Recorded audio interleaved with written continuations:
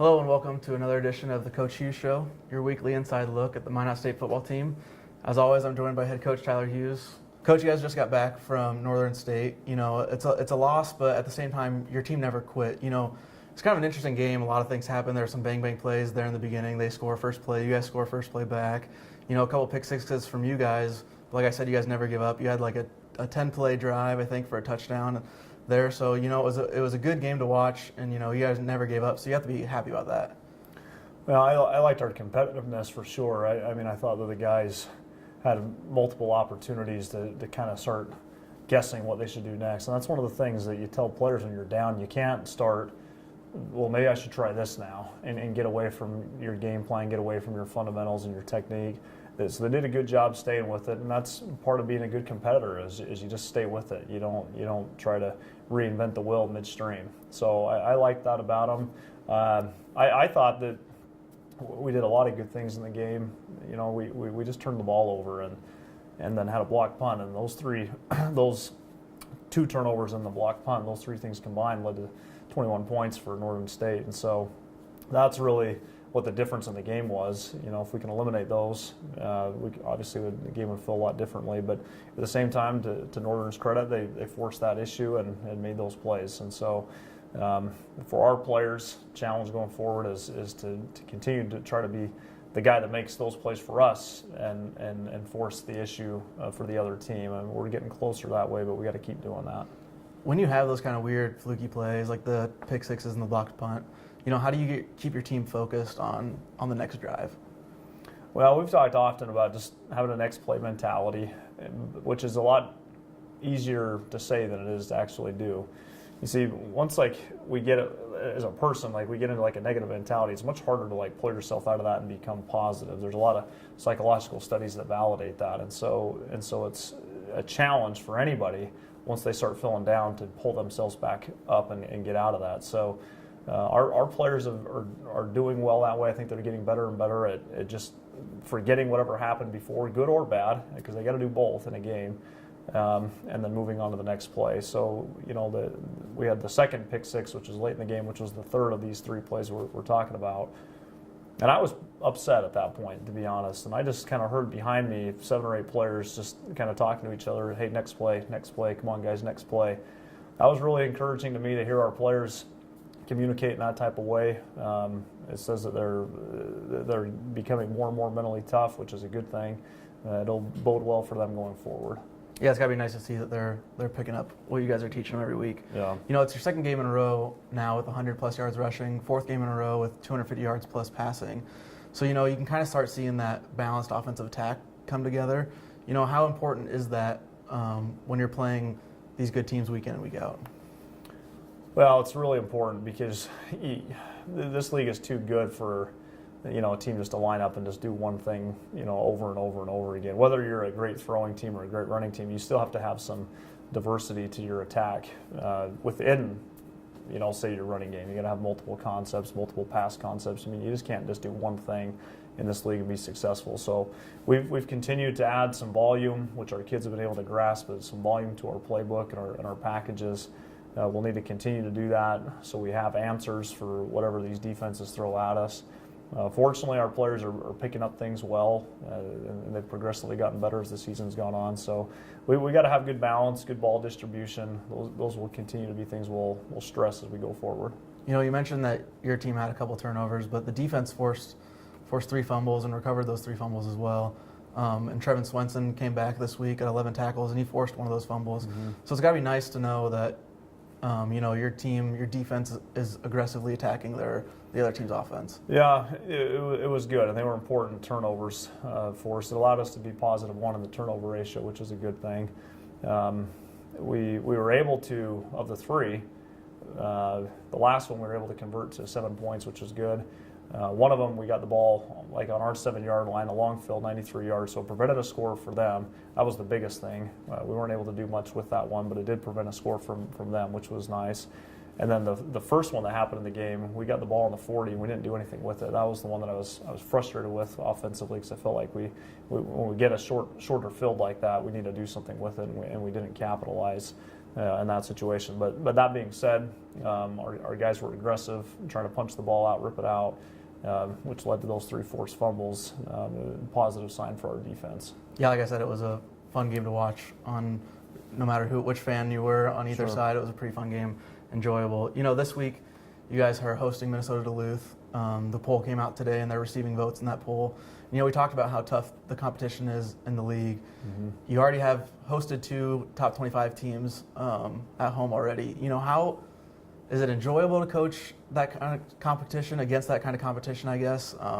Is it nice being in a conference that's so highly touted? Well, it definitely stretches you, in every way. It doesn't allow you to get comfortable. And, when I hear about a tough schedule, I hear some coaches, they really go over the top and say, "Oh, this is all I'd ever want," and then I do know some coaches would definitely prefer not to have a tough schedule. I like the competition. I'm a competitive guy, so I enjoy being a part of it. Like I said, it really stretches me. There's really good coaches in this league, and there's good players that make you really work hard at your craft. And that was one of the first things I found out here when I got here was just how strong the depth was in terms of coaches and players. And so Duluth's a really good team. They've got a really powerful offense, and they're well coached that way. It's definitely going to be a challenge, and we've faced some really good offenses already. This will be another good one, and they do both run and pass very, very well. So, again, the best way I can say is it stretches us and it forces us to work to be at our best, and hopefully we can do that every week when we take the field. Right. And Duluth's kind of, I don't know how similar they are game plan wise to Northern State, but both those teams put up a lot of points, but also allow some points here and there. I was looking at Duluth's schedule, and they lost their first game by 4 points, won their next 3 games by 3 points each, Yeah. and then won their game last week by 8 points. So it's a 1-possession game in every single game that they've played. So I know you haven't looked at the film yet, but when you're playing a team like that allows points yet puts up points at the same time, what's kind of the strategy there? Are you trying to do time of possession, or are you just trying to play your game and make them stop it? Well, we've actually watched a lot of film already. Okay. They're a team that puts chunks on the board real quick, and for whatever reason, defensively they've allowed some points this year too. I think when you play a team that's I guess first really explosive offensively is you just want to limit their amount of opportunities on the field. Now, time of possession is a really overrated statistic, but you want to limit opportunities for them. So maybe that's doing some good things in terms of your field position, in terms of your kicking game. Maybe that it is some clock management issues, just converting on some third downs. It's just doing some things that just doesn't give them quite as much momentum when they get the ball. You will hope to force as many turnovers against a team like that as possible. Now, they're very good and they don't turn it over much, but you'd hope to do that again because that would eliminate some opportunity that they might have. And then offensively, we've got to be really good at protecting the ball so we don't give them a short field or an additional opportunity. So it's the classic, you want to slow them down. It's hard to just completely contain an offense that's as good as they are, but at the same time, there's some things that you can do schematically and with your players and your strategy that it can slow down their opportunities and not give them quite as much momentum or opportunity as that they might normally have in previous games. You're coming off 3 losses here. You're going to have a home game, and you have 6 games left in the season. That's over half your schedule. Mm-hmm. 4 of those are going to be at home, so that's kind of nice to stay home for the back half of the season. How do you keep the morale of your team high after a few losses like that? Well, personally, I think the number one thing that the guys have to understand that it's a long season and you have a long career in football. 4 years of eligibility, whatever it is. Now, some guys, of course, they're on the back end of that. They're seniors. They only have, the rest of the season left, and then they won't play again. Some of them are freshmen. They've got a ton of football. Regardless, you just want to make sure you value everything that you're doing day to day. We've talked often about don't get too up, don't get too down. And, what we were talking about before, next play mentality, it's got to be kind of the same thing, day to day in college football. It's just next play, next day, next game. I think if you try to add all those pieces together, from fall camp till the end of the season, it can get tiring and you can really wear on you. But again, I think if you just take it one day at a time, and I know that sounds cliche, but I think you really have to do that, and you have to work at that. But I think if you do that, I think guys are okay. And then my message to them, just collectively as a team, is we're doing a lot of things that are really good. I mean, we're improving in a lot of different ways on the field. Our composure's better, our tackling's better, we're forcing more turnovers, we're generating more explosive plays. I mean, we're doing a variety of things better this year than we've ever done before. So we got to make sure that we understand it's not all or nothing every single time we take the field. That there are things we're progressing with, and I think they do see that. We do need to turn the corner with wins, but at the same time, there's a lot of things that we can feel good about, day to day, that show that we're making progress and improving. And I want our players to understand that, and that's something I need to stress to them, pretty frequently.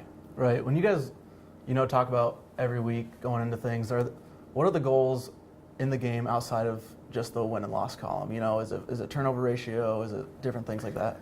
Yeah, we refer to our plan to win, and first one is turnover ratio.